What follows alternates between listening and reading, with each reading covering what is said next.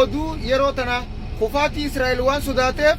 iddoo wirtuu nukuleera keenya rukutee jechuudhaan dubbate pirezidaantiin Iiraan. Itti aansuudhaan ministeerri dhimma alaa Iiraan boru mootummaa Ruusiyaa Puutiin wajjin wal arguuf jechuun gabaafamaa jira ammas. Kanatti aansuudhaan Iiraan haaloo Ameerikaan itti gaabbitu akka irraa bahuuf deemtu irra deebiidhaan akeekkachiisaa jirti. Kuni galgala kanaas ta'uu danda'e akkuma ganama kana aariidhaan Israa'el barbadeessitee Yerusaalemii fi Tel Aviv itti deebi'uudhaan waanuma Israa'el ta'uu ibidda jahannama lafa godhuudhaan ammas kaambiiwwan Ameerikaa kan naannoo biyyoota giddugala kanatti argaman rukutuu dandeessi ammoo yeroon hin beekamne bakkiinis hin beekamne fuuldura gaa'ii tana yerootu dhufataan ammoo haaloon ni baati Iiraan. Kanatti aansuudhaan dhaabbilee idil addunyaa qaamolee biyyoota garaagaraa mootummoota addunyaatii fi abbootiin amantoota hundi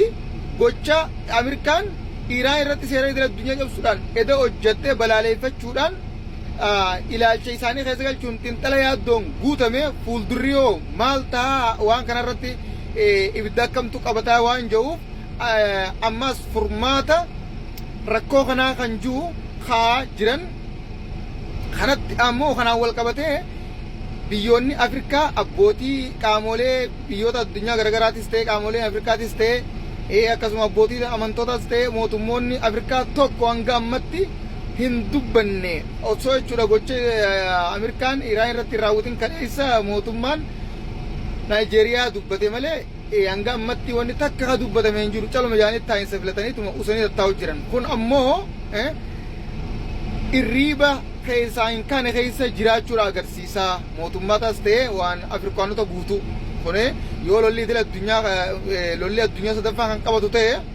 ximmeen asirraa achi harcaatu isaan achuma lafatti hambisuu ta'isi kana kun oduu yeroo ammaati oduulee dabalaataatiif hanga walitti deemnutti itti aansuudhaan kan xumuraa ministeerri raayyaa ittisa Ameerikaa takkaa namni akka Tiraampitti gocha gaarii dalageen jiru hojii gaarii dalageen jiru Iiraan haleeluun sun baay'ee gaariidha irra deebinee haleeluu qabachuudhaan dubbate kun ammoo hawaasa idil addunyaa guutuu mufachiisaa jira kana oduulee biraatiin gara deemnutti sheeruudhaan facaasaa. Assalamu alaikum.